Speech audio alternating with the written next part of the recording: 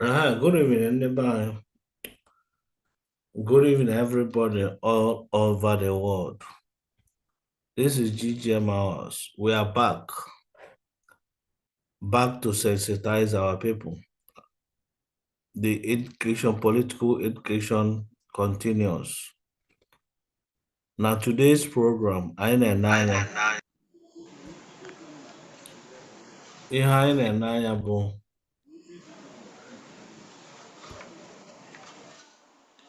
the election in Anambra State some people is won or lost, but Emana the process had to be concluded because then when they draw happy, they got court.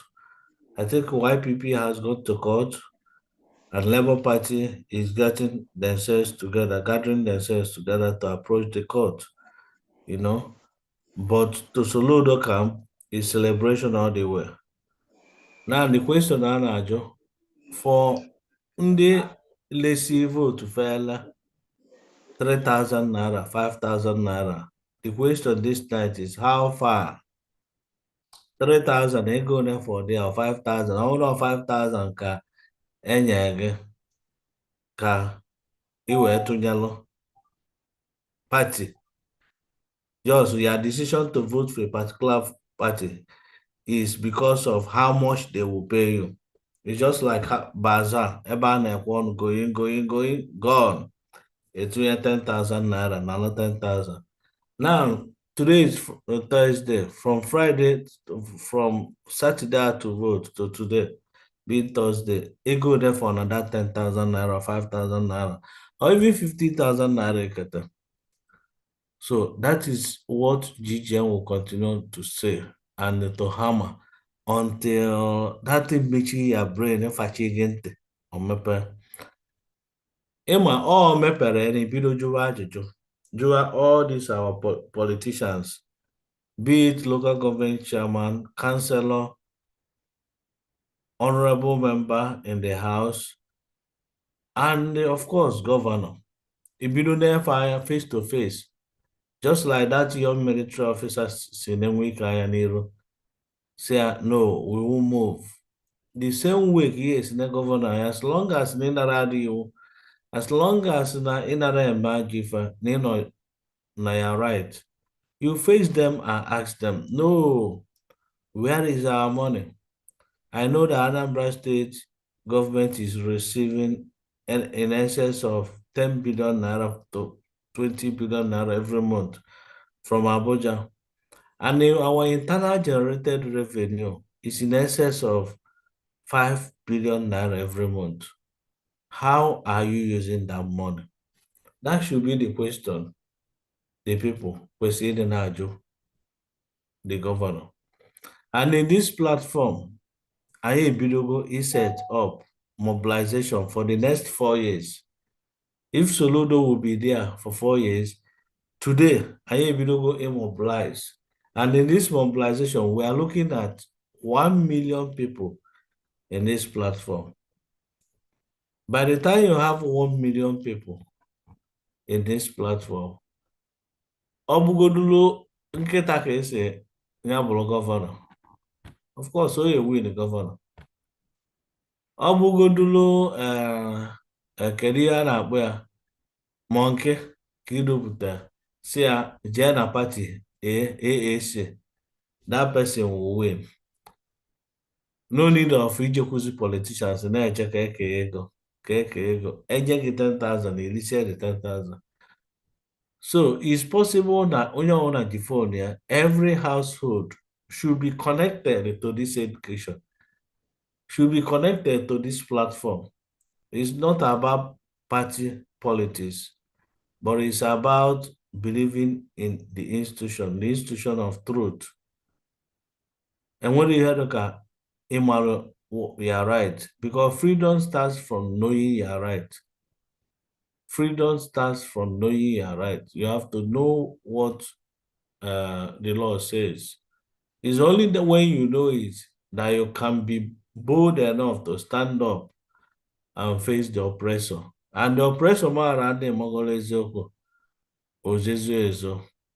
So that is what we are here up this night. Why this our platform, different platform, BVI Channel 1, YouTube, people are there following us. Then our Twitter, our Facebook, all of them are connected right now as we speak. So Nkiru, greet our viewers.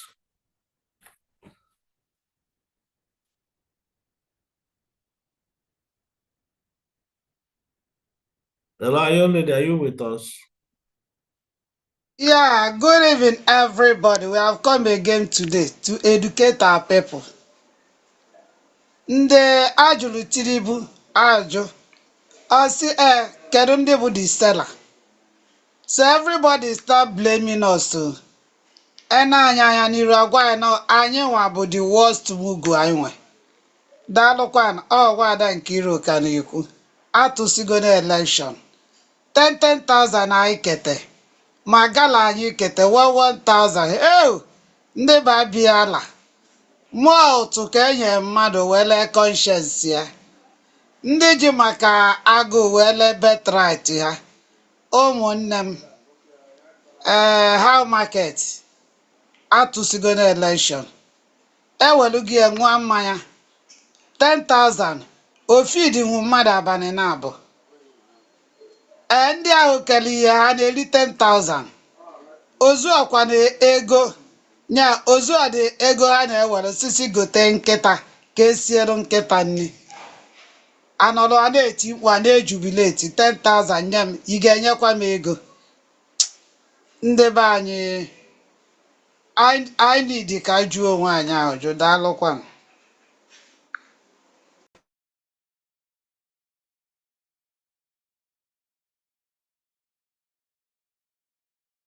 Yeah, Ezenwaya, can you hear us now? Is your network okay? Yes, I'm with you. I'm with you. Yeah, if you can, just greet us and make your own submission. Okay. Yeah. I do go to number one, I do go to happy now this very group no. And the people they go to very intelligent. Somebody like Ada Nkiru. She's a very intelligent woman. And so far Magolu now. I do I like. Yes. So I appreciate. Yes. I'm very happy to be here. And willing to work with you and everybody. Yes. So that is what I have for now. Okay. My dear Darurina, Emma, politics is local. A na-ekwu politics. Ọkwa ịma ndị niile enonwe nwere ego gụrụ akwụkwọ, prọfesọ ma ịbụ dọkịta ma ịbụ injinia, everything ọbụla ha na-eme bụ etu ha esi nweta ego wee na-ebi ezigbo ndụ, na-eri ezigbo nri, na-alụ ezigbo ụlọ, na-agba ezigbo moto. Mana nsogbu enwere na Africa, na this part of the world, bụ na people do self-centered. People ma only me and my family and my children and their generation. Most of them are not thinking about public interest. That is why GGM is here. And that is why every other group na-ekwu maka etu obodo ga-esi dị mma jikwụrụ ọtọ na-ekwu ya. But ịma ọ ya na-eme one day. So this platform bụ platform to local, and local in the sense that ọ bụrụ oke oyibo ka a na-asụ here, ọ bụrụ oke bekee ka a na-asụ. No, ịmalụ nke ihe ekwu, ọ bụrụ broken ka ihe ekwu, ọ bụrụ na Igbo ka ihe ekwu, ị na-ekwu ya. Enwere ndị ọzọ ya enyenwu gị. I'm not talking to anybody, but I'm talking to our larger audience, now our YouTube, our Facebook, because there are so many people who follow there. And there are so many people, maybe, but they like what we're doing. But the reason why I prefer to localize our content this hour is because we are targeting our local audience. All our local audience now to vote. And this our local audience. You can that's on social media, on YouTube, and on Facebook. I say, in other villages, you'll be amazed, you'll be surprised to see village people handling social media. Ihe mere na Yes. Abuja like this, ha Eziokwu. now pay their own phone. So our own is to mold people's opinion in Anambra here in Anigbo, to begin to mold their opinion, to begin to give common people voice. And that voice, they cannot get it on radio station because radio station will big men when the radio station. And when I got talking off. And of course, it's expensive to talk there. Each go airtime work for 1 hour. I say for 150,000 or 80,000 naira. So how many of the middle class people can afford that kind of money? It's only people who they go to businessmen. Businessman, I say, okay, even if or keep work. A businessman now to container, 10 container every month.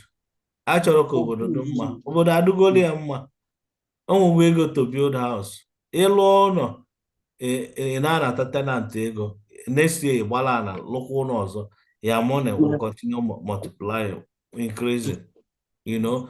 A second government, media government, which is ABS, if you want to go there to talk, every speech there is monetized. Ogodo a second jingle you were there, I say 10,000 naira, 15,000 naira. So that is the extent this guy say hijack go all the platforms Kenya the ordinary people aka. So that is why our message is domesticated, is brought home so that we can communicate among ourselves and feel free to communicate because all from communication, effective communication, ka eji win people's love and support. Ọ bụrụ mgbe election ruru nso, ọwụ na iwinere obi mmadụ, ego ka ihe ejizi win ya. Ọ bụrụ na iwinere trust mmadụ, confidence, ego ka ihe ejizi win ya. Ọ na-alụ gị ọgbakọta azụ ọchịa gị wọka. But ọ bụrụ na ị nọ ụtụtụ efifia from January to December, afụ na ị na-ekwu okwu, of course ihe ebido si na ọdụkwa ka onye a bụ ezigbo mmadụ, na ọdụkwa nke enyi ọchịchị ka ọ ya chịta ọchịchị ọfụma. So that is why this platform is here, to begin to identify good people. Ọ bụrụ na George Moghalu do good enough, ọ ga na-asọpọtụ anyị n'ihe anyị na-eme here, and anọgidekwa ọbịa tinye anya criticize ya gọọmenti na-eme.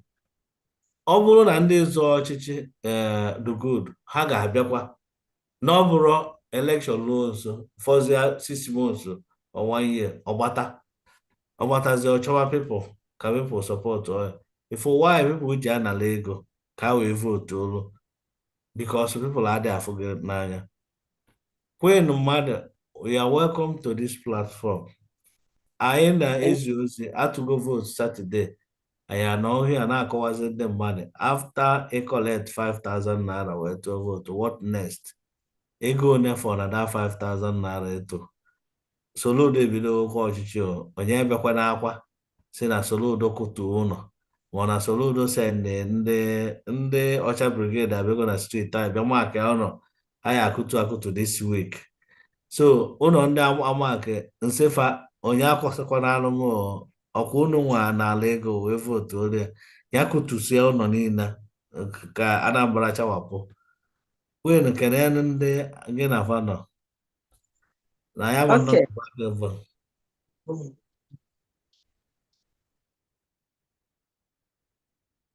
Hello, Queen. Are you with us? Good evening. Sorry, I was talking, but I didn't know I didn't remove the mute. Good evening, all. Good evening, Queen. Agịdị ka ya bụ ego votu nke go. Vote m mmiri riri ya. 5,000 ka 1,000 ka ikete.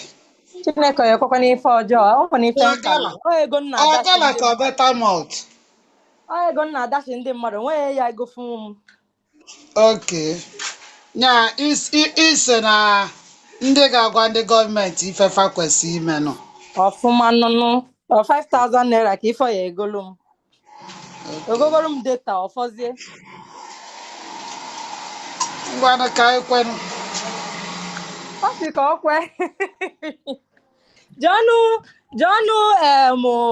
Ndubisi, even while as a student sef, anatabeghị since m na-evotu, anatabeghị m 10 naira n'aka ndị vota. Ọ bụzielu kịta. Enwere ife mmadụ na-akali m. Mgbe m wụ the student sef, anatabeghị m ego. A na-eke ego n'ihu m like this, adị m anata ya. Ọ mbịa m aja tọọ my conscience so that because ama m na m ma adọ ha.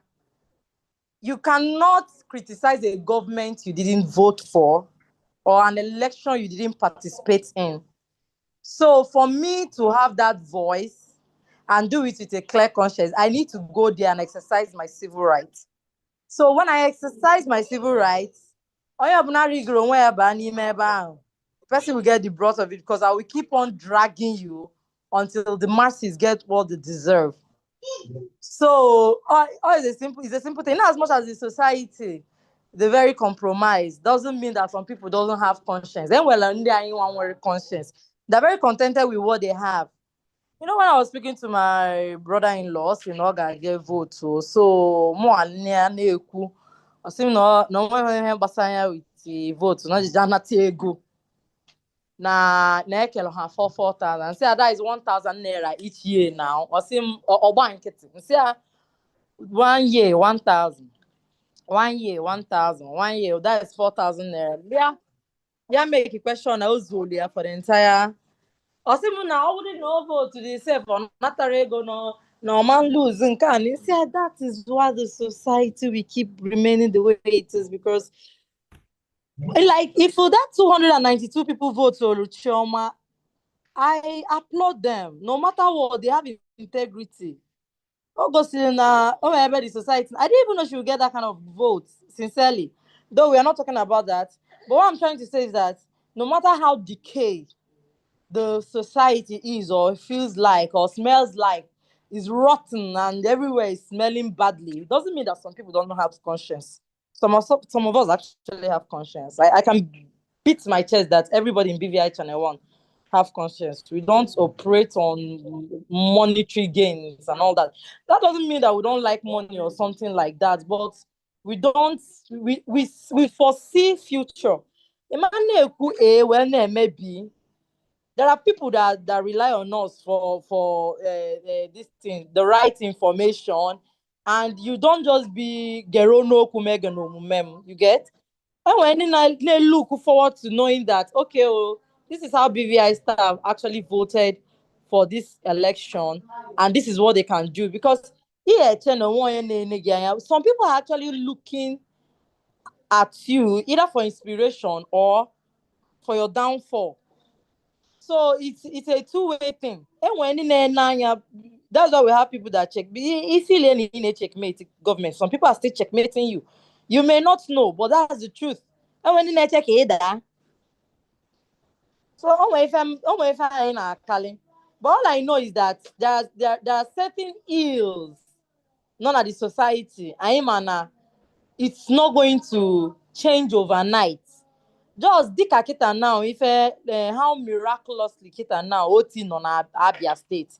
If we have that one miracle in Anambra State, I'm giving an example. You will see people that will come out and vote willingly from their hearts, stand for that vote, and don't care how much I get.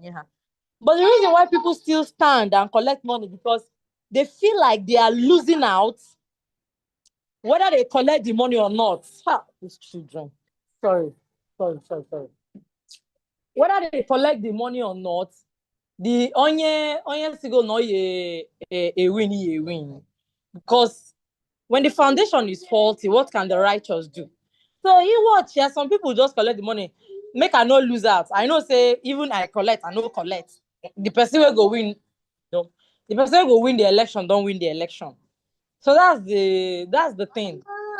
And it's an unfortunate situation because if you keep on this is like it's a rigmarole. If you continue like this, then the future of this one's in Abia Kayana adikwa compromised. No matter how much or how this thing we keep crying. But one thing I like about lending our voices, you will think we are not doing anything. That's the thing.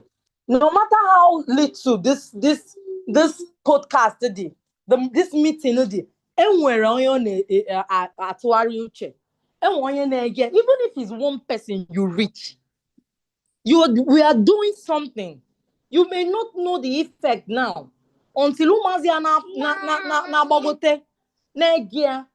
They may be the change you've been looking for.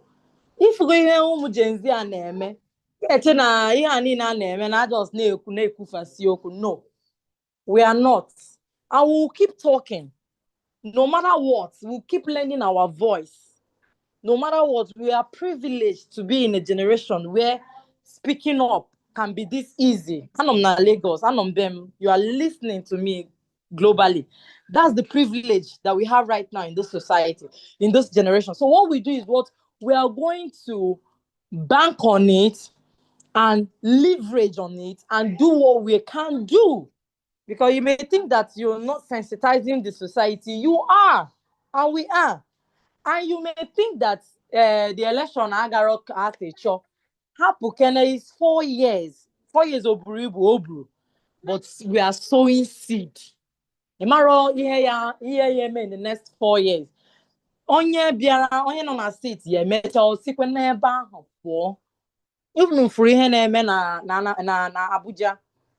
Onye bịa oroton yo na-eme ka osisi ya.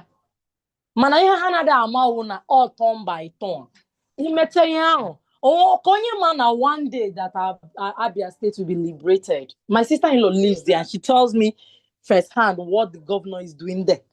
And when we have likes of Ikpazo and the rest of them there bound, it felt like a dark cloud that keep hovering over the state and it will never go away. It may take time, but the change that we seek for will come. And it still starts with us. You may think that you lost this election, but we were in a sense, you actually won. Because no matter how much you feel in Okuge, also you know throughout the time we were talking before the election. Also you know be here, vote or Judge Moore alone and you want in for. It's a win that someone is being sensitized. Giovanni, can you stop? I'm on a meeting. So it's a win. You have actually you are into Arigo for Yobi. That one person can now be the preacher to the rest. And that one person that is why all these Ponzi company in progress. Because when they bring one person, they will tell that one person to go and bring 2 people. They will tell that 2 people to go and bring 4. Before it becomes something a whole big chain. That is what we are doing. Na data, na time, na energy, I ain't born before the election. It yielded something. Forget about the vote buying. One day, all these things are costing. And where next election, but I vote road ticket and now you will see people will stand under the rain and defend their votes because they know that no matter what, na have vote or on your oti, no ya da half. Sometimes even the modern they feel like they don't want to lose out on everything. So in as much as I don't even want to call it a disappointing election because the truth is, this election it's difficult for a sitting governor with all his privileges to just up and pack up and leave for you. I am 1 or 2 things. And the president was at I disagree with you. okay. No, I disagree with you. Wait, conclude. Wait. Yes, I respect your opinion on disagreeing with me on that, but I still stand. I still stand with what I said right now, that a sitting governor has all the privileges to go and win a second tenure it's going to be very difficult for you to outfit a sitting governor in Nigeria with, like I said, with all the privileges that he had. And that's the simple truth. Whether we want to agree or not. Is it possible? Absolutely. It is. But it's a 1% of the 1% of the 1% that can make that possible. And it has to start with a governor who has integrity, who is not saying that as a do or die election affair. Soludo does not pass to me as such a person who will stand for a free and fair election. He will not. Because I got first-hand information that Abga bought votes. They gave money even in Oka. So what I'm trying to say is that we did something in this election. We sowed a seed. We will continue doing that, no matter how long it takes. I don't even care if the change will come when I'm 90. The little I can do to make sure we one day have the right leader in Anambra State or Nigeria as a whole, I'll keep doing it. That little drop one day will become an ocean, and we'll all reap the fruits of our labor. Because whether we like it or not, we have children, and our hope and prayer is for them to have a better future than we. Thank you. Yeah, thank you, Queen. Before Nkiri, let me take my time to respond to you. Yeah, Queen, I quite appreciate you as a person. You have a strong voice, and you are seriously an inspiration to young married women. And your voice is quite appreciated. What people like you within in a public space to uh, be advising the upcoming Gen Zs or the young people coming up. In fact, you have a program. You have a program in BVI, and we are expecting and we are waiting that soonest you will start that program so that your fans and your followers will all be there for you and for us. From what you said, the last thing you said, you don't care even if it takes 190 years, but it's important that we keep on doing what we're doing. When we call small drop of water, corner drop, but it's making an impact. Even that your baby, the thing is registering in her medulla oblongata. You wouldn't know the impact, that is motivational presentation. Because whatever thing you are doing it for God. We believe that here in Okita ministry, GJM is a ministry, good governance ministry, and service to humanity is service to God. When you are serving humanity, honestly, you are serving God in real sense of it.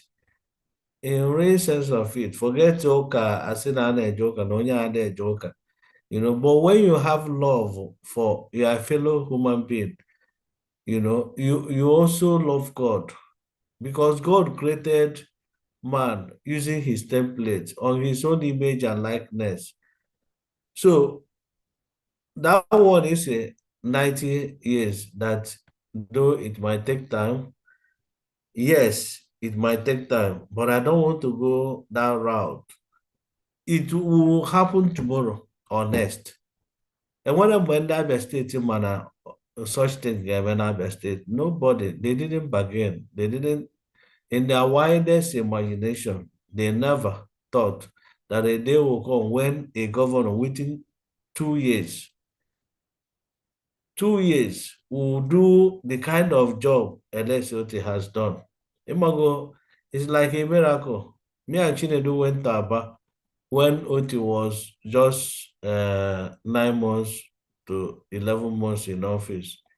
We went there, and what we saw there, even Aba, the people on the street told us that what Oti has done is like miracle. They never saw, or they didn't plan, bargain that such thing is possible. So when they behind it, good governance, but me, I can see it, I can envision it, I can feel it, I can even imagine and touch it.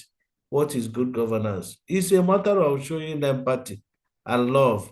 This is an equal egodo. People with resources.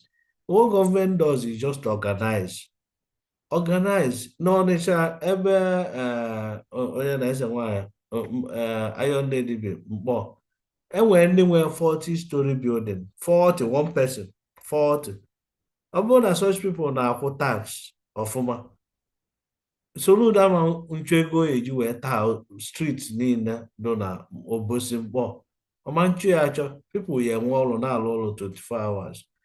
So apart from saying 90 years, kita all the possible once you have onye nwe obi Chineke.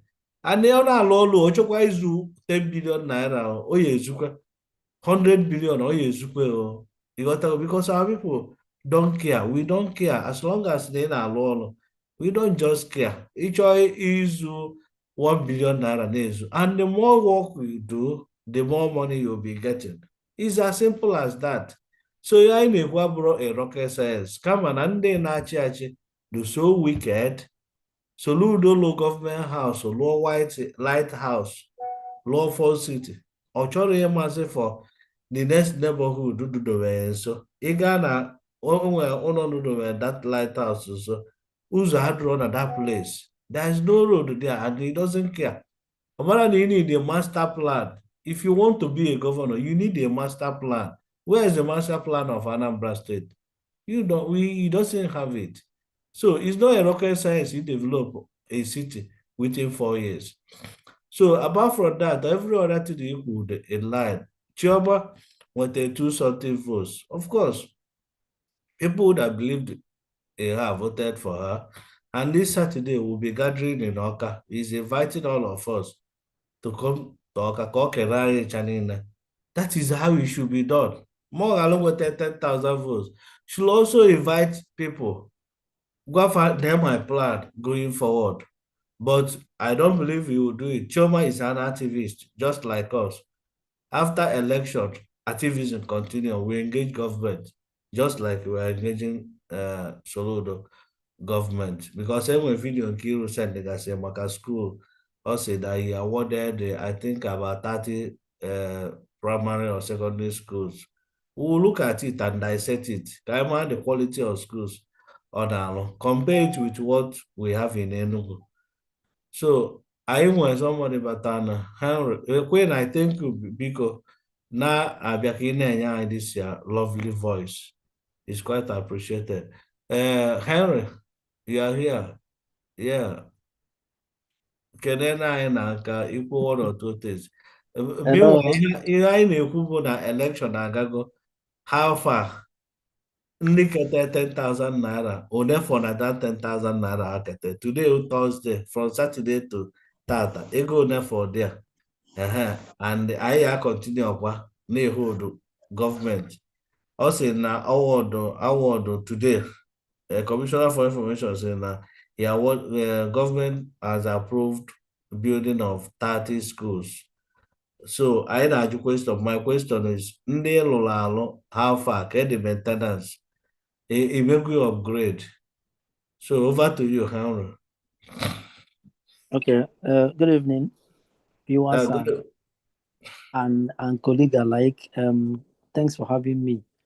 I've actually listened to all the sound bites from our Leonard Silk and fellow comrades on the platform, and they were all noted.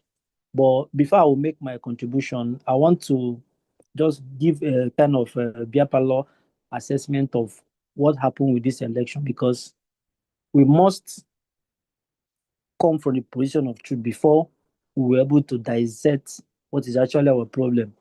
So, quick one, like I said before, there are a lot of multiplicity of factors that played into the hands of Soludo, and Soludo used that stuff to now demystify his other contestants.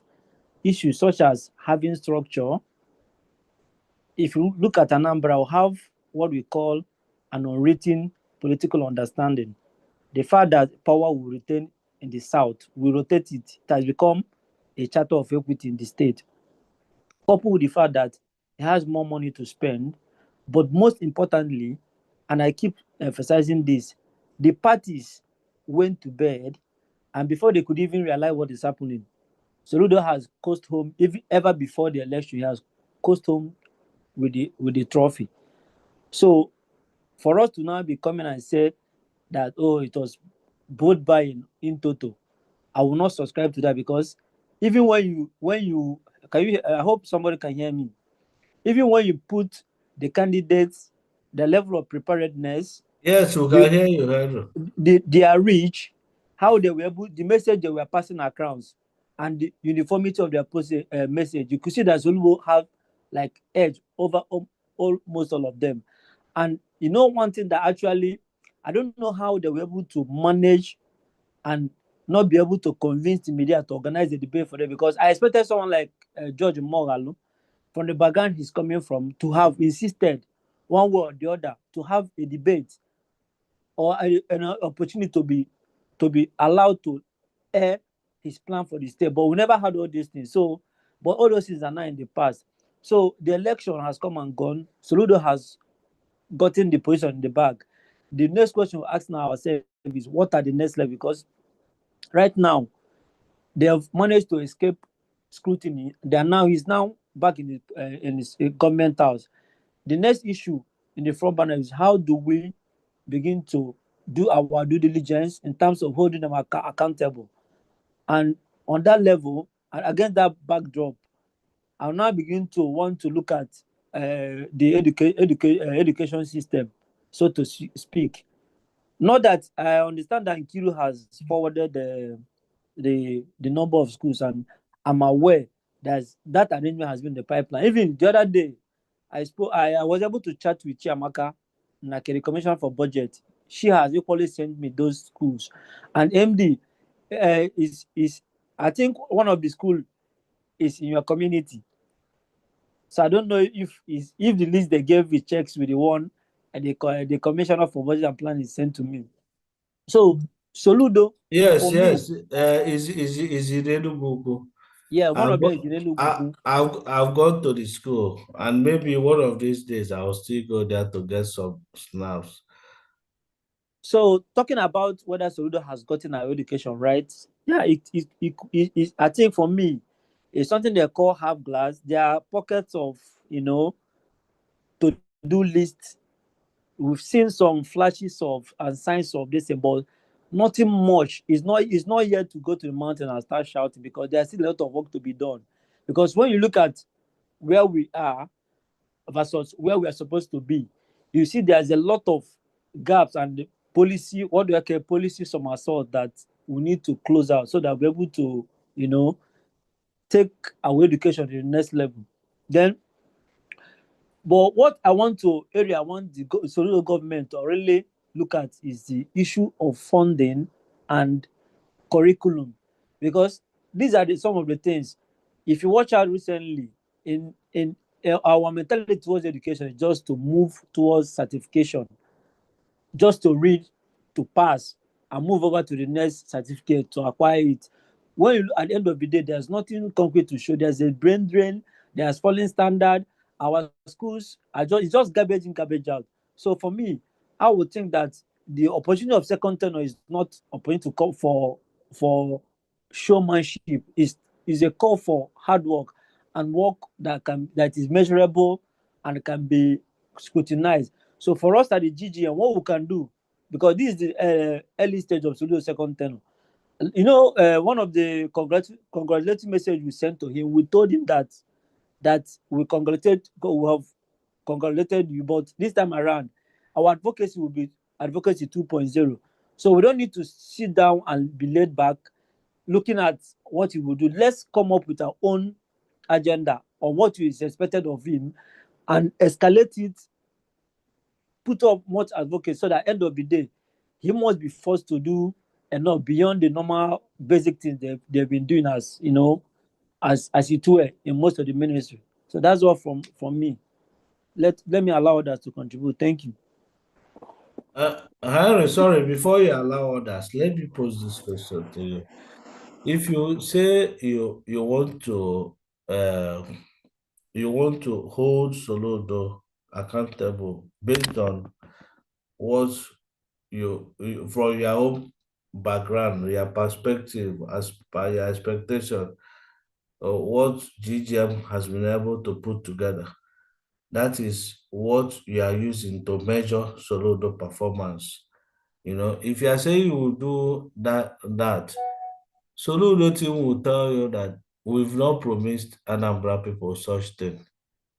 Who does what we promised the people, and what is that? In this second tenure election, has Soludo told us anything that he will do for the people, apart from the manifesto of his first tenure, which I have? Henry, if you get what I mean. Comrade, see, for me, it mustn't see. It's all before I used to think that some of these guys are all that loaded, but it occurred to me recently that they don't if they don't even know it all. And you and I know that some of them, some of the so-called policymakers in the various departments and ministries, they got to that place on the strength of person they know. So basically, they don't know it all. So it's our job as GGA, because our own is to canvass governance at the grassroots. How we do with the shape and the form is not, it should not be our interest. Our focus should be how to convince and bring them to that table where we can sit down, at least understand each other. And I thank God that within the little space we have, most of the platform we used to be exposed with this politician, we try to make it as much as possible that these are the things they're supposed to be doing.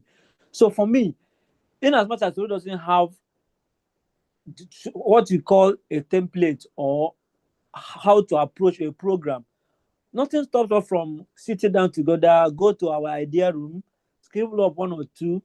We belong to some of the platform where we have access to commissioner for Madam Ngozi, the current commissioner for, we have access to her.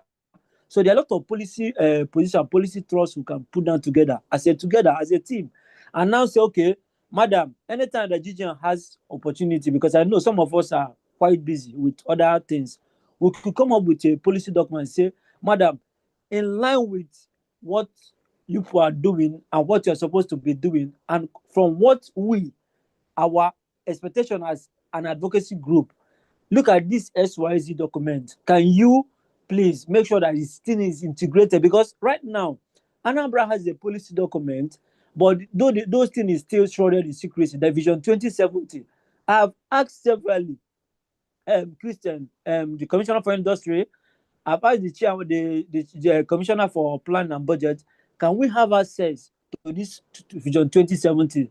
Till today, that thing is still gazetted in a one file in the office. Nobody knows the content of it. So if they're not able to come up with such No, things, it's our duty.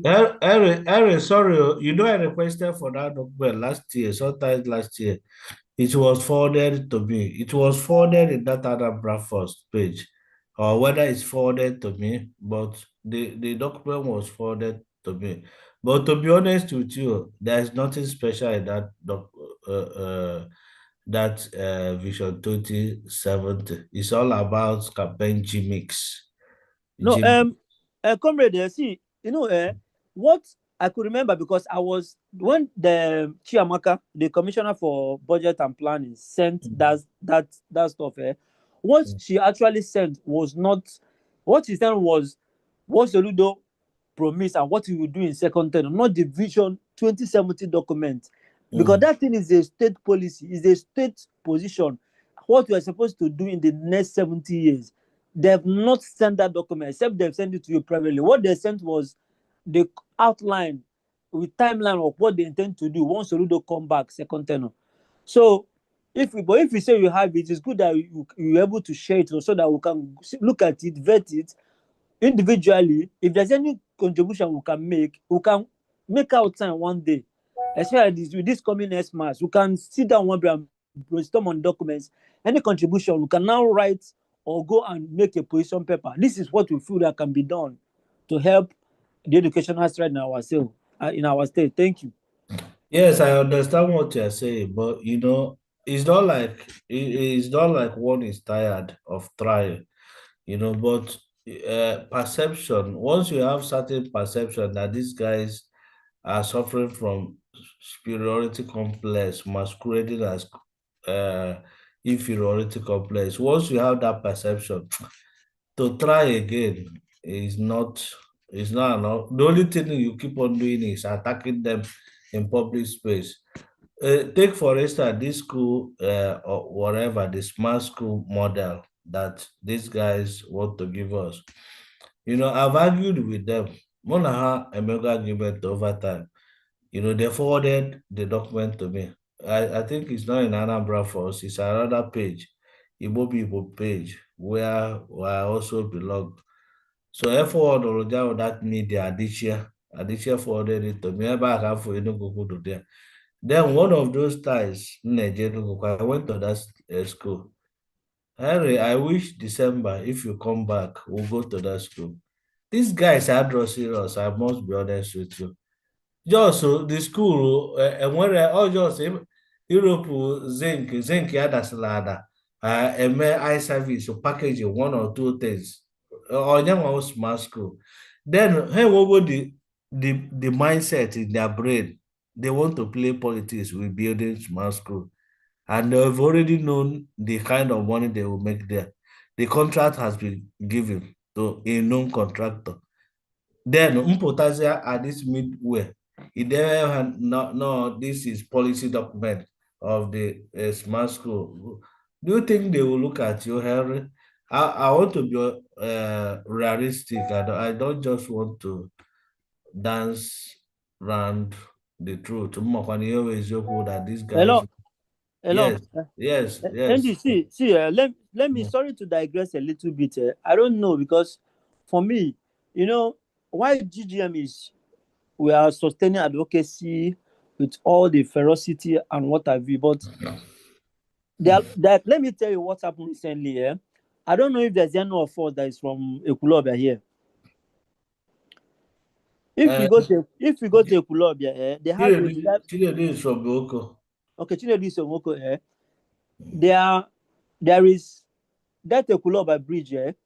When they finished that bridge, there were a lot of there's something called punch list, a lot of unsolved and a lot of unattended.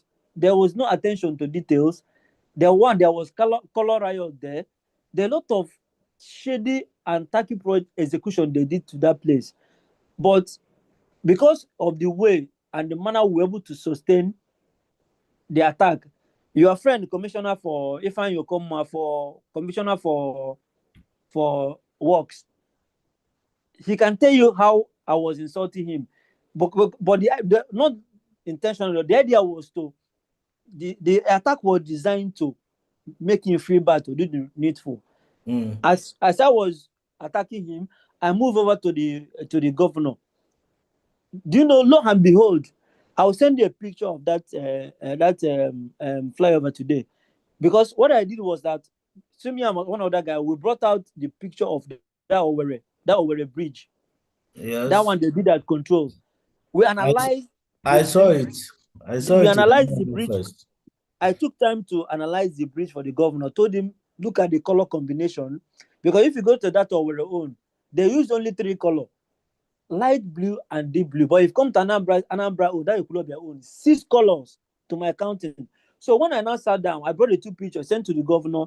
So I said, look at how delivery and attention to detail of Imo State. Look at our own.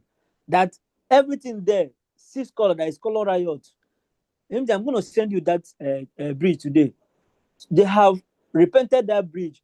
Some of the psychophants that are sitting around the governor doesn't know the people that pushed.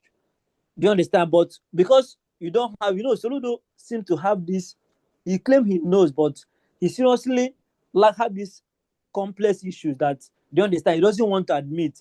So there's some things you will push.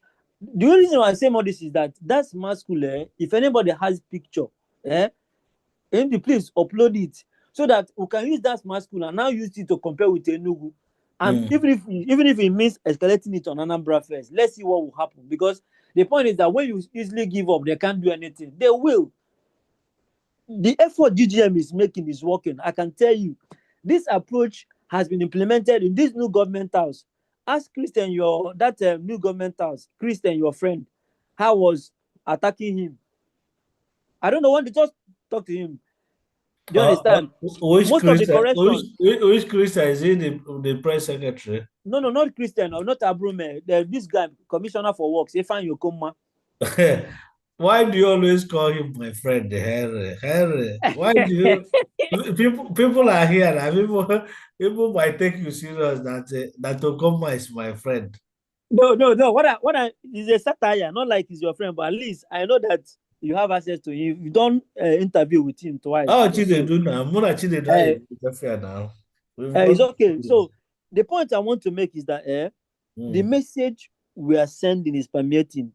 Do not fret. Let us not succumb, because let me tell you, I've noticed something. Soludo respects these guys. They respect people that are not without fear. They respect people that tell them things they don't like. They will not be happy with you, but in their innermost, they know that you are communicating, and they don't have any choice to be doing what you are saying, because they know, one, they are not paying you. Exactly. You are okay. You are not looking for appointment. So what the advice or the focus you are doing is unsolicited, but for the good of the state. Let me allow others to contribute. Thank you. All right, Harry, thank you, my dear. You are the PRO of GGF indeed. Young lady, you don't have the floor. Because since you need disagree with Queen, because na open iwu in onye ji ọchịchị adọrọ Hello. Sala na ebe unu enye ezi audience ka okwu okwu. Okay, nwa ikwuchezie eze nwanyị ekwe. Nya kwuo okwu chanwe okwu ka ọ gwa anyị experience onwe, maka na ihe anyị nọ ihe mbelivu anyị ga na ime anyị expose then ikwuzie ihe o kwesịkwa ime, nyanwa ga na field ka o kwuo experience ya ka anyị wee marụ ya ma 4+4 ọ ga na field. We have to give her that audience. Yes, so as per voice from the street, nwa eze nwanyị na you have the floor. Yeah, thank you. Iron lady. Daalụ. Yes. Ndị ali na-agbachakwu m, achọkwa ịgba m egbe. Ka ndị agbaghị egbe, ọ daka odo. Ndị please. Because a na-eke ego. Ịghọtago, ndị apụga na-eke ego. Ndị AA na-eke ego. Then and the others. Is it not AA or APC? AA. Enwekwe party bụkwa AA. Alliance something. Ịghọtago? Ha na-ekekwa ego na the polling this thing. So, mụnwa bata. AA, okay, AA, yes. Oh, one man, Jeff. One man, Onyoka, is our governor there. Action Alliance. Yeah. Action Alliance. Area cover, cover Oka South. Okay, Oka, yes. The man Onyoka, Jeff. Yes, Oka South. I think about 1,000 something. Yes. Well, my phone can capture. So not knowing na enyechago ndị police anwe ego. Ha ncha niile jiche ego na akpa. So n'ihe a na-eme bụ all right. So when you my phone ka m say with my people m na ha na boso. One of them bịara to me to attack me. Style. Iwele azụ na-aga just like style. Ka nji wee nwee ike escape the movement. Ịghọtago? So ejekwa m onwe ebe area na-akpọ Agụrụ n'Ọka. That area na-akpọ Agụrụ n'Ọka is like na ndị APC because onwe chairman onye chibugola abịa Ọka na-akpọ Baby. Ama m emalia. Yes, I'm. Nyanwa na-eke Ọka. Yes. It's like na ọ na-cover Agụrụ ahụ and they need raw any other party ye wenite isi na agụla anwa. So it's like na APC this apụga na APC bụ ihe na-ama aka na agụla anwa. Ịghọtago? There's nothing like a Labour Party. And mgbe m nwa bịara that side ka m bịa bido ikwuwa okwu gbasara Labour, it's like na mbụ hey Chineke nna Chukwu mekwelu m ebere. I want to help than ije kpọọ somebody ewetelu m keke drop ka m wee nwee ike si ebe ahụ na because mmadụ erite ebe ahụ. Ịghọtago? So experience m nwere eje m n'ibo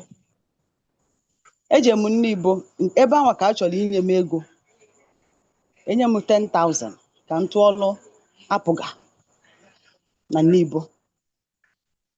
Ọ bụrụ ibe m bịalụ. Ịghọtago? Ọ bụrụ ihe m bịalụ. Then nchọ ka m capture, ọ dịrọkwala m easy to capture. Ndị polisi niile anwa dịkwa very intelligent and they alert. They are watching even na-eme that place. Iche na ha na-watch for people who na-atụ vote. Ọ bụrụ na ha na-watch ịbụ na anara akpa aghala no spies. Ịghọtago ka ha bụ. So then isi ebe a move. I went to onwe ebe a na-akpọ mgboga Amenyi n'Ọka. Amenyi a bụ onwe ebe a na-akpọ onwe ebe enwe Catholic Church. Cathedral Catholic. Ọ bụrụ na ị gafelu Eke Ọka roundabout, ị gbagokwuo up that side a na-akpọ ya Amenyi. Then I went there to cover that place. Mfụ na ọ dịrọkwala m easy because na ndị police anwa enyechara m ego. Then mụ na akwụgo bụ ụgwọ 20,000 ọ ihe akwụwa. Ịghọtago? So onwere ihe mma m eme than ịtụ vootu nke m. Ndị m na ha na-abụ so atụọ vootu nke m. That is all. So now amen. Network dịkwa bad. Akọwala anyị na no vote buying. The election na Yes. no vote buying na ndị mmadụ atụrụ na according to their conscience. Onwegodi atara dị afụfụ. No vote buying atara afụfụ. Ịpụtara na the two parties a na-azọ ihe banyele ihe atụ apụga ka ihe atụ APC. Onye one ihe atụ eji ego n'aka puku. So vote buying.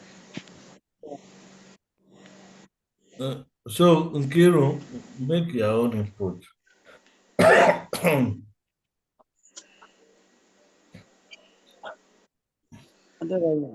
Iron lady, who are talking about this?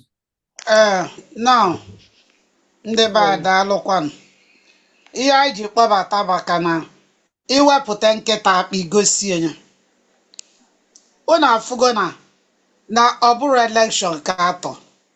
Nke abụọ kwụzi selection. No afia bazaar ma ọ bụrụ Maazị Ndubisi ọ ma nke bụ afia bazaar. The highest bidder will get it. Mana this ihe a ga-egosi ndị be anyị ma ndị na-azọ ọchịchị na obodo a ịbụla ọgaranya ma na ị ga-apụta ịzọ ọchịchị wee n'oge kwadobe manụ kedu otu isi relate with poor people. And o gosi again na the system is not working. Ọkwa ịpụta today na side Mkpọ ndị agụ na-eche mba ejugo ebe niile. Kedu ihe gọvanọ wee to do with us? Ifu ka ụmụ nwanne anyị kwu kịta ma second ten ihe a ga-ajụ onwe anyị kịta. Ọ bụ na ọ lụrụ ọlụ anyị ga-blame. The answer is no. Maka afụnụrụ m onye tacha keeki wee wetakwu ya ọzọ. Maka na ndị be anyị akpịrị ego egbuga anyị na-eke a na-ekwu kịta ma smart school n'ebe dị iche iche. Mana ihe a na-eme kịta bụ school old ka ọ na-alụzigharị. Oje ohepụ zinc ọkụgharị anya ha ncha niile bụ ụlọ akwụkwọ a ga-alụlụ ụlọ. Ajụjụ wee bụrụ ụmụ ya a ga-agụnwu n'ụdị ụlọ akwụkwọ a ka ọ baba onye ọbụla ntị. Ụmụ ya ihe ọ na-eme kịta echi kịta si ya na ọ na-alụ skuul Oya bụ smart school, o ji ụbọchị a na schools. Nwanne nya schools m orientation. Ọ na-enye class 20,000. Ị na-enye 20,000 na-enyecha ndị nkụzi principal anakọlụkwa. Ị na-enye ụmụ akwụkwọ 20,000 ndị class orientation ABC 20. Oya bịa ọkwa ihe ọ ga-eji derikpo ego anyị. Maka emesịa my account 20,000 ka ị na-enye ụmụ akwụkwọ na-eme orientation. Kedu na akaụntụ ndị ọ bụ? Ọnya bụ idozi school, enwe vocational school, nwee smart school, nwee technology, nya technical school, ihe nwatakịrị gụọ akwụkwọ ka ọ mara ihe ọgụ. Ọnya bụ nya iwelite ndị nkụzi ụgwọ ọnwa, ọ na-akwụ mmadụ 45,000 ha na-ejubilate. Onye chi otu a ndị nkụzi cannot talk again. Ndị be anyị amadibego ego ọ na-alụ, ndị chairman apụtago. Chairman nke apụta sị na ọlụ skuul a edozigharị agba pent. Kedu facilities dị na skuul? Ihe a ka anyị ga-ama maka na o bidogo. Anụ nka Maazị Ndubuisi na-ekwu kịta ama apụbago ụlọ a ga-edemolish. Onye ebekwa n'akwa, onye demolish nke without compensation nya welu 10,000 o kete wee dozie ụlọ. Emetugo roundabout Ekwulọbịa aka riot color. Kedu expert ka o ji alụ ọlụ? Just ihe ọbụla a na-eme bụ don't talk. Other compete with other states. Adịdịbe anyị adịghị enwedi mentality ọkwa South let compete with other states. Mba, mmadụ win gọvanọ ebe niile dịka otu ewin 2020, otu erig na 2023, otu a ka most of the places si jụọ oyi. Ihe ọtụtụ na-ekwu taa bụ na nke ọ ga-emezi kịta ga-aka nkụ na ha ga-agbapụ na Anambra steeti. N'abatara abata sitting government ikene ndị Anambra steeti bụ ụdị egwu ọ na-agba, nya ụdị egwu ọ na-agba na net na-agba ebe niile. Tony o wegokwa ike ọnụ wee banyekwakwa ọzọ. Ọ na-akọ Peter Obi ọnụ, ọ na-akọ other people ọnụ eri na APC, welube Peter Obi, welube George Moghalu, mee nkewa apụga ebe niile.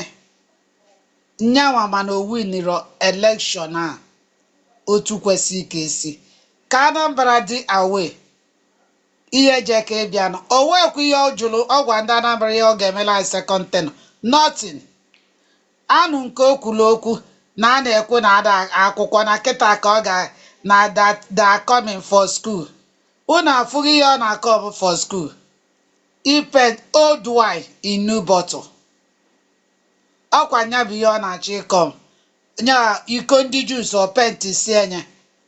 O wero nothing again.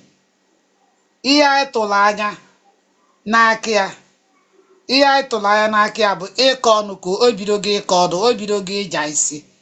Kịta ka taxis ga-egbu ndị afịa, mana onye ome nya welu gala taa, welu 1,000 taa.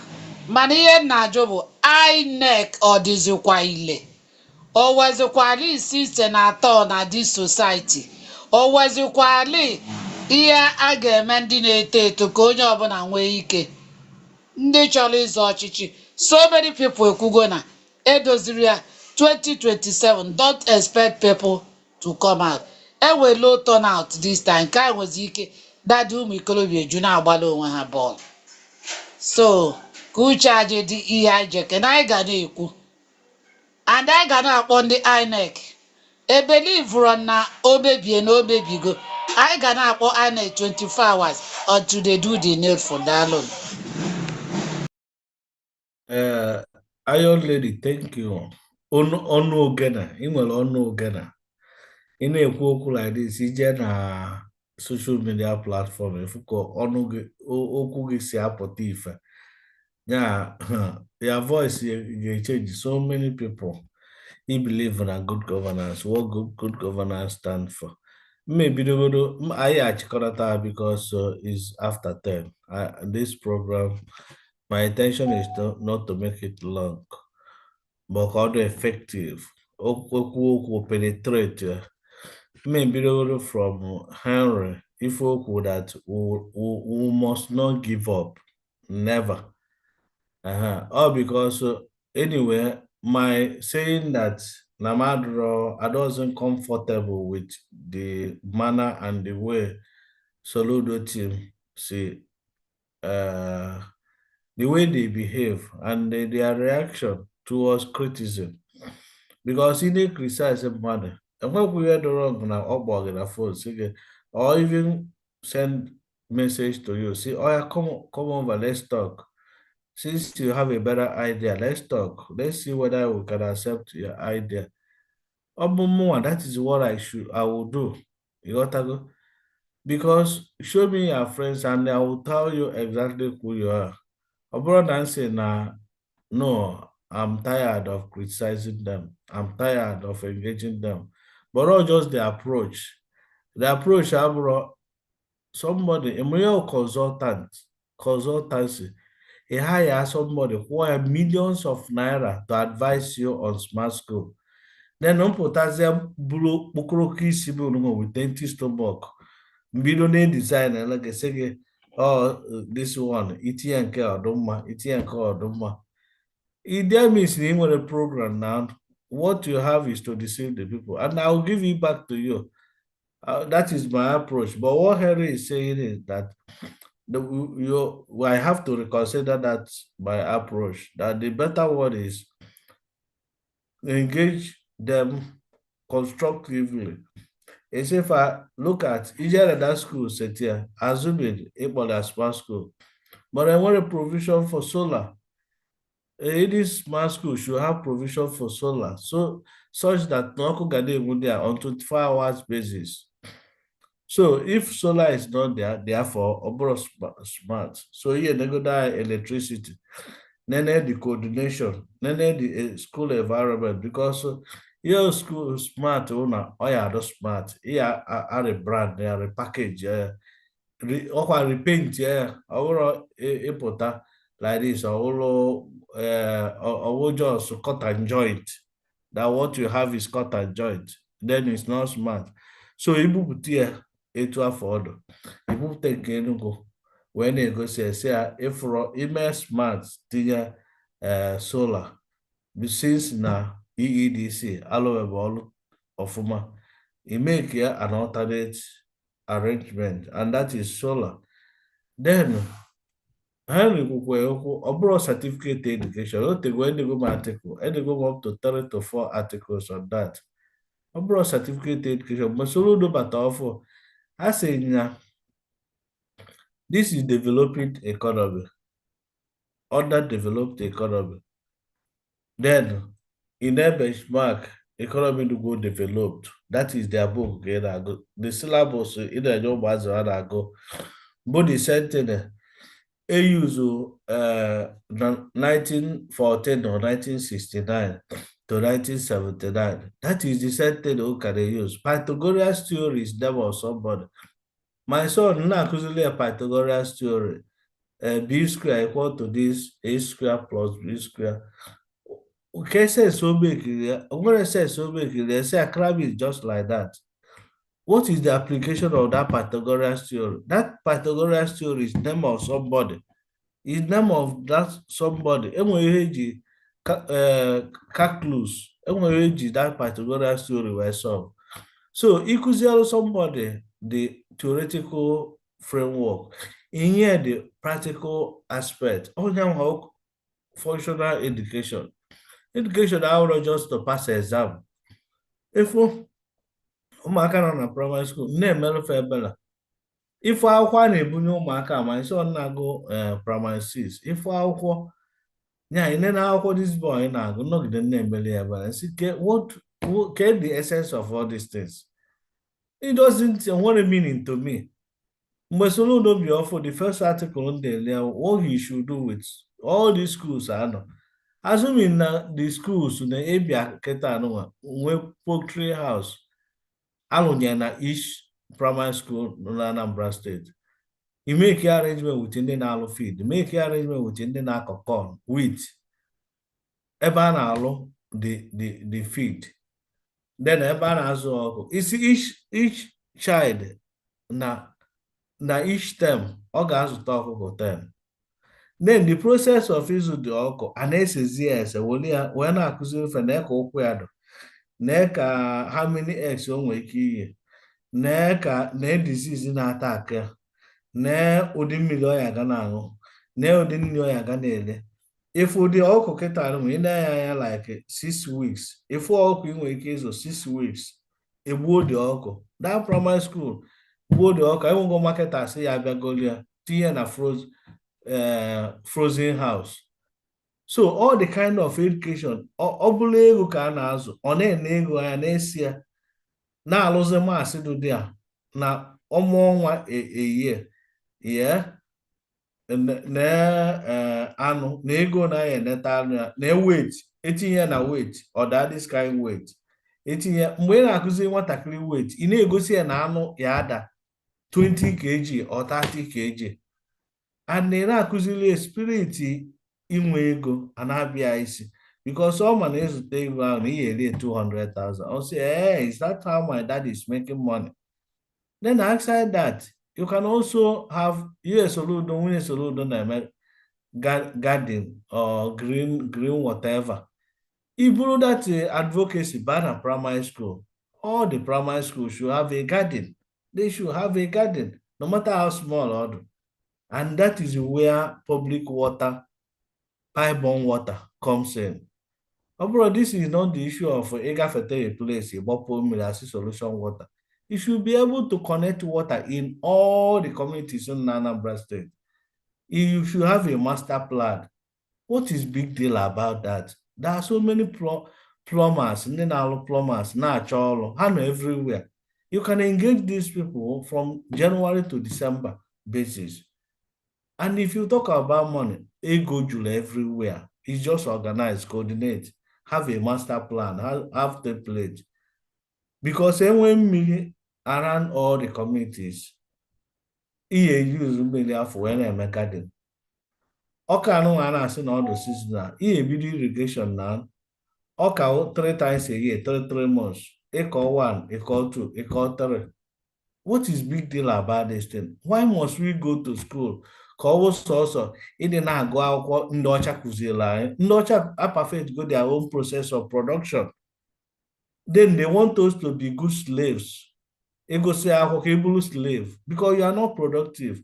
I'm not just you primary school, secondary school, okay, mark is a and like then because all slave masters language can also. Here develop the system. That is the angle which Soludo Yaga. I thought Soludo Yabu a revolutionary leader because I see him as such that will think outside the box. You have to think outside the box to do this thing in Nagwaga. You have to provoke the system and operate outside the system because the system will always make you to be a slave. There is no way you can see the productive. Then even a financial market, you package it. And there is a way to raise money as an economist. You can go to bond market. When people have confidence in you, it's in the 1 trillion naira, and they buy in America, they will contribute the money. Or go to the through the formal process. You go informal. After all, no can allow cathedral everywhere in the villages. Keba say wanted the money. Mana sending Kana sending to Rome. How do they make that money? But a government enwere ike ime organize na community or na ka ha lụọ an industry or lụọ small thing ga na-enye that community ego.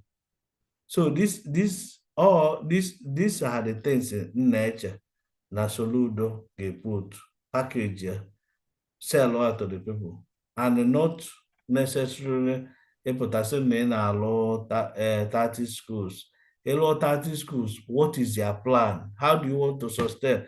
What is different from the existing ones? What would the new one do differently from the ones you have before? The ones you have before, the public schools were only made in Agodia. And when a middle class has money na public school, or ndị mede na ndị village ndị nwere ego ọhụụ na-agụ them Soludo himself nwere ike na-asị education is important. It will make you to think well. It will make you to be logical. It will make you to be rational. But the kind of education a na-enye ụmụaka kịta bụ ihe na-eme ha bụrụ mụmụ and other mumu iweta 5,000 naira nye mmadụ onye gụọ akwụkwọ owelia. Then that kind of education kpata ije pulling boot onye INEC na-alụ ọrụ ọkwa INEC ka ọ na-alụrụ ọrụ mana ọ na-alụrụ Soludo ọrụ. So onye ọbụla na-eme like that is not educated, is illiterate. Or go professor with due respect, he's an illiterate. Onye gụrụ akwụkwọ kwechiri will know what is right and what is wrong. And I'll say, instead of doing this, let me resign and go. That is age Amagula. But you can take your excuse. How? Okay, my battery is low. Okay, you can take excuse. That's a one. Okay. You can take excuse. Thank you. So what I'm saying in conclusion, Bona, the quality of education we have and what these people in government, what they are giving us, abro something above energy. But it's okay for us to continue to hold them accountable. No, that one taken. We'll continue to do that. I also want to say that I disagree with Henry. Na obugo na Soludo ekere ego n'oke win. Why kwa na ojike ego? The question bụ mbụrụ governor and is a challenge to everybody. I said, Alex Oti, I want to monitor him and I want to see Mozo second tenor. Moya do so petty. Etu Soludo do so. Oh, ni ifele ara na-eme no ifele na-emechitala nya. And ọ chọrọ ịma onye ịchọ ka m bịa na-eme engage. Ọ chọrọ ịma no conscience. O bidoro mgbe o mere na local government election.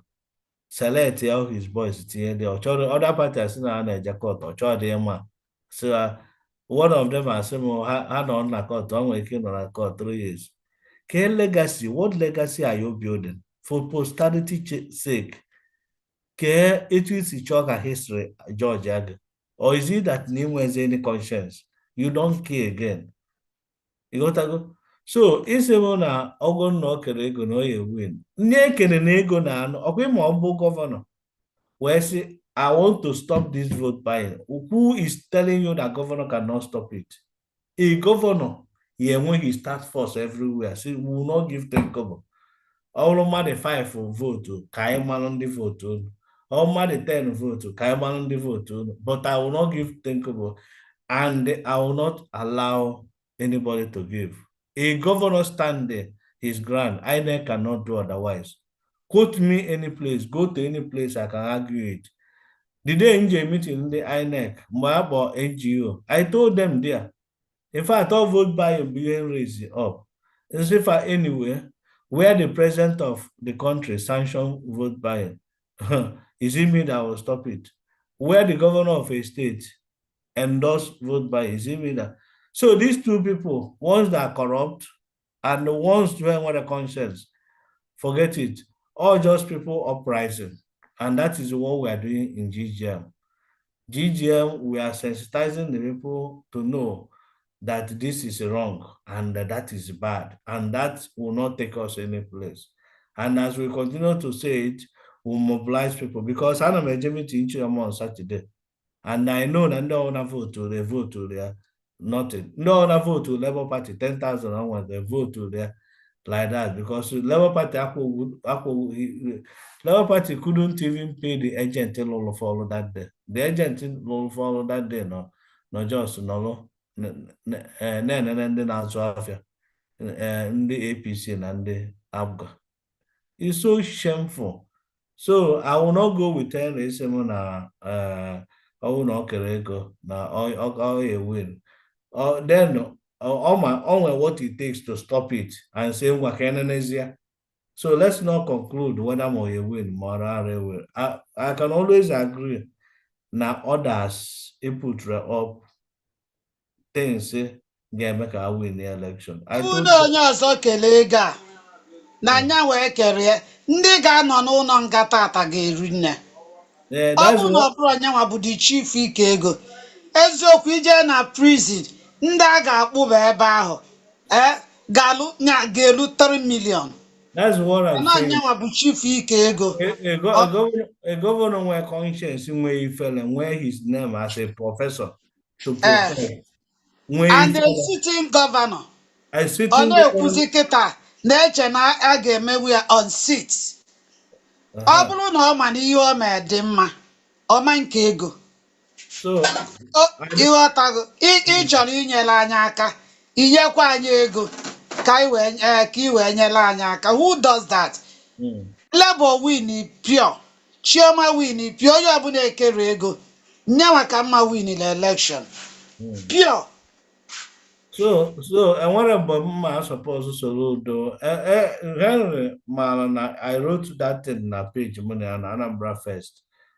All politicians in Ebafu, the elites, or that about I wrote it there quickly. He deleted the thing. Delete nke onye Soludo Depo. Because the elites are shameless. And I told them to their face there. Say, you guys are shameless. If you are the moon.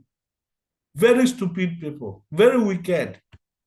Ego no one Sawa ego a park ka ebe ha ji you don't maazị ịma na those elites ka eji erigi election because enye fakwulu na-eke ndị mmadụ peanut hey ọga na ọpụtago na onye a bụ nnukwu mmadụ o were ụmụ ogbenye na-agbazu afịa ha na Soludo kpawa kpacha ndị gọvanọ ọ bịazie weta ego nye ọ na-eke nke fọnụ nyarenji nyere anaghị ego ikwu okwu ndị be unu ga-ebe ozugbo ọ those elites debere anya ebe anyị nọ ọkwa prọfesọ Mahmood debere anya ebe anyị nọ ọkwa nyenwa bụkwa those people that claim to be elite ha tọnụ Nigeria isi aja aja ha mebikwuru Anambra ifro ndị sineti ndị House of Reps apụta sị na nyanwa ebughị ụzọ tụa vote nyanwa na owu ya ebula ego ime ịbịa na bia iwelu nke gị ịbịa ndị so-called elite ndị Jizọs ebe anyị na-eje eteka may God have mercy upon us a ga-ebu ego a na mmụọ no ọ tere aka onye ka m ji ekwu ọ tere aka but call evil don't sugarcoat it because Henry nwere ike try ịdụ political correctness ka fine tune ya ka Soludo wee dụkwa at peace with us ka ọ wee ka a na-emekwa engage. It's okay. Onye ọbụla nwa methodology. That is why good governance we are flexible. Mụnwa na-adụ raw. I'll give it that Anambra force uche nwara mekwu ya wepụ ndị a ka m pụzi ka ọ sọsọ gị nwa ya nọdụ. Because see, I hate evil and I call it by the name. But these so-called elites are wicked, shameless, heartless, and is unfortunate before their very eyes. And then one can I check in taa. Soludo ifuru ya bata n'ọrụ ya n'azụ keche isi na-esoro ya n'azụ. The next moment of life kwanachi ya azụ. Obianọ ka ọ shi 8 years na US je na-akpụgharị nkịta. Ịghọtago? So they all know the truth that they've lost it, they've lost their children. Because the society are created, their children cannot survive here. Because their children not like this mobile policeman, If I ever once told us, nah, obodo na ya anwụkwa ahụ. Nsị agịnị measure also na I will lose all my children. Or say if this place is not arranged in the next 5 years, I'm finished. Aghọtara m ihe dị man na-ekwu ọ letara ọka nke odoziri ya. Ọ sị na ihe a ji achọ azọ gọvanọ ya zọ gọvanọ na dis steeti ya ekechi dis steeti ọdụ ka UK kechie with security everything and intact.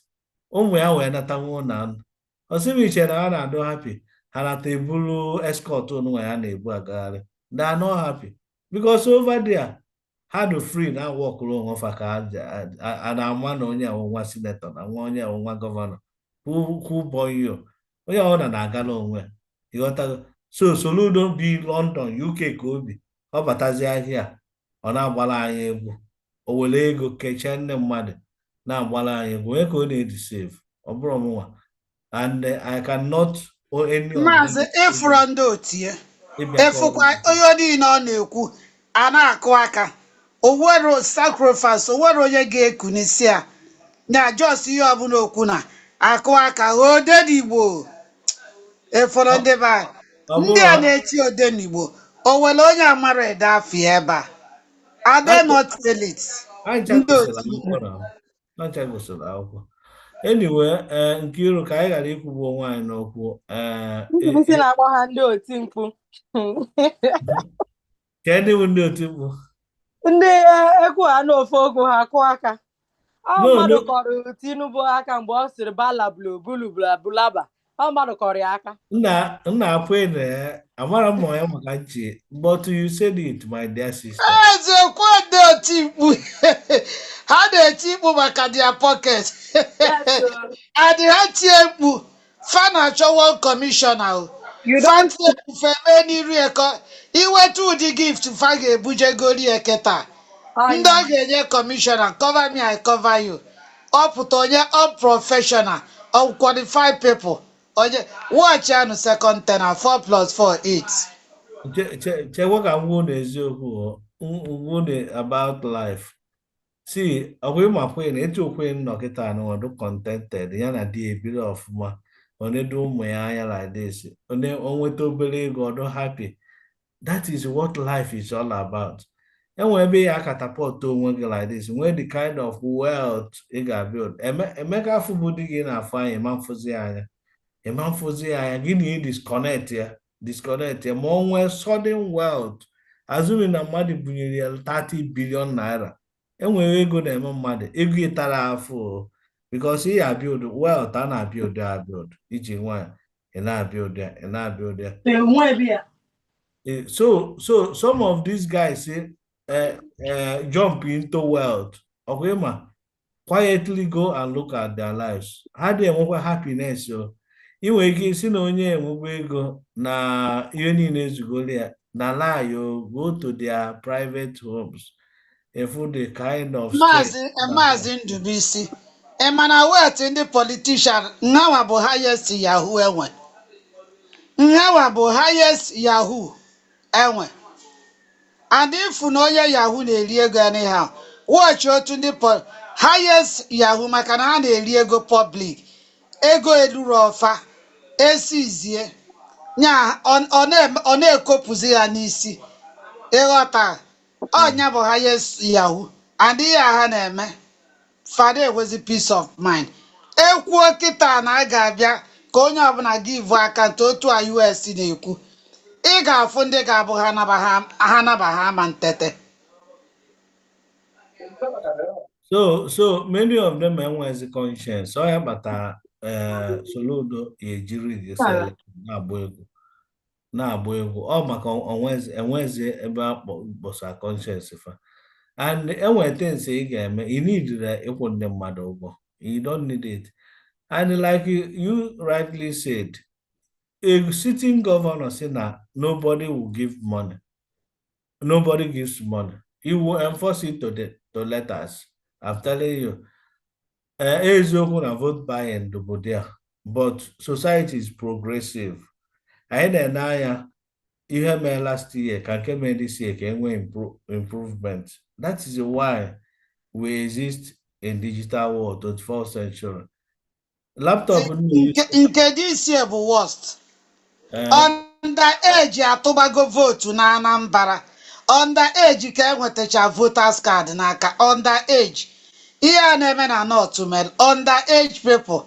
Nke a bụ worst. And problem anyị bụ let's move ahead. The evil continue. Mana anyị ga na-ekwu this vote by 24 hours na educate our people. Maka na ọzọ ga-adị worst. And nobody have the confidence to come out and vote. Your PVC is your power. See. They have destroyed everything. And I keep on calling sitting governor on the INEC. These INEC people, they are the problem of they are the most people, in fact, the most corrupt people on earth. Okay, let's conclude by giving our closing remark. I will start from you, Queen. Please greet our people. Can I close off for today? Another day. Okay. I want to first of all thank everybody that participated, because no matter how we see it, everybody's opinion is valid, very, very valid. And like I said, he has the drop to the ocean. Ocean 9 one day. So I'm grateful for each and everyone that participated today, and those that are listening to us. Thank you very much. So what I would say is, for now, and everything we said today is a reflection of what the society looks like right now. And we'll just continue to do what we can do. We that have conscience and integrity. So let's continue doing what we are doing. Let's continue to hold our government responsible. Let's support the government, even though we oppose the way they go. We should support them. That's the only way we can achieve what we want, because if we go in an antagonizing manner, it may come back to bite everybody. What I mean by support is not make I or something like that. No. But the only way you can criticize a government properly is when you are open-minded. So I'm seeking for every one of us not to antagonize, but to be open-minded and criticize the government in the right way, because whether we like it or not, the next 4 years the future of the next 4 years in the hand of ABGA. So we have to work hand in hand with them to make sure that Anambra State becomes great.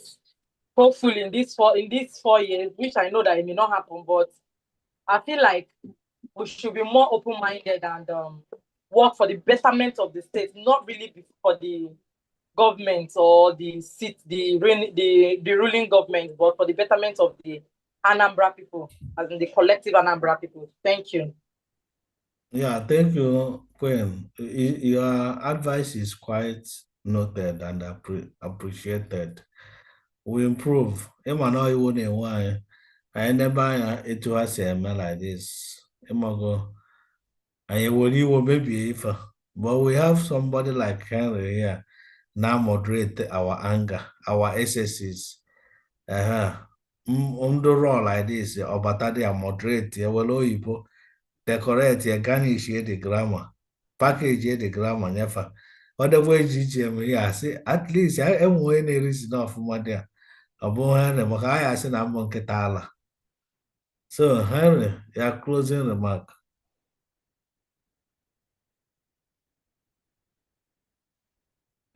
Henry, don't score with us.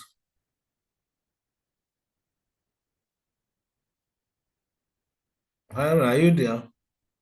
Okay, Kiro, give us your closing remark. Na ọ bụrụ na iwe na-ewe, mana iwe na-ewekwa anyị maka na ejide mmadụ asị nwata ekwu n'okwu.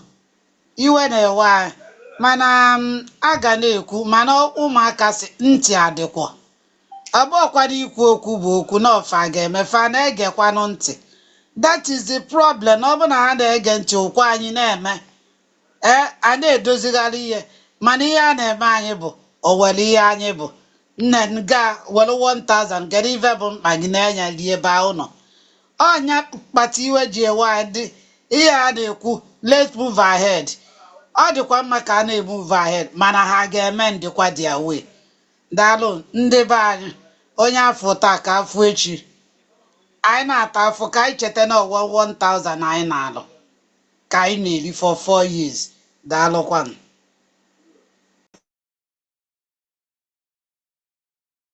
All right. Thank you, Iron Lady. We have to move ahead. Aburo, like you said, Obu na onye na-agwa na onwe respect for mmadụ ibe ya. Because all of us are human beings, irrespective of your level of education or your exposure or your working experience. You got to go. Once you are the government, you get respect for everybody, including ndị anara ezizi n'ọfụma, ndị kpụrụ isisi, ndị ada aga ije, ndị nwere ego, ndị enwere ego. Your job is to moderate and organize all these different kinds of people in the state or in the system. That is the job of government. But whereby a government in Agwoku, abroad I make the effort to. We've done. If Rock Henry say no, my friend, don't you my friend? I go one on one. I na fan anosi. You got to go. I na fan anosi. But when you advise them do this thing, they will ignore you. I say when him or on your name blogging na internet is on ground. And when somebody I joke about I say no on the I say on one vote, all also one vote come. Then when voice in an one platform, mpawagi na platform na every each other like when say we have to create that platform. I na fire original abroad to fight them because if you fight them, among that opportunity for you to make positive contribution, not to government your body to society.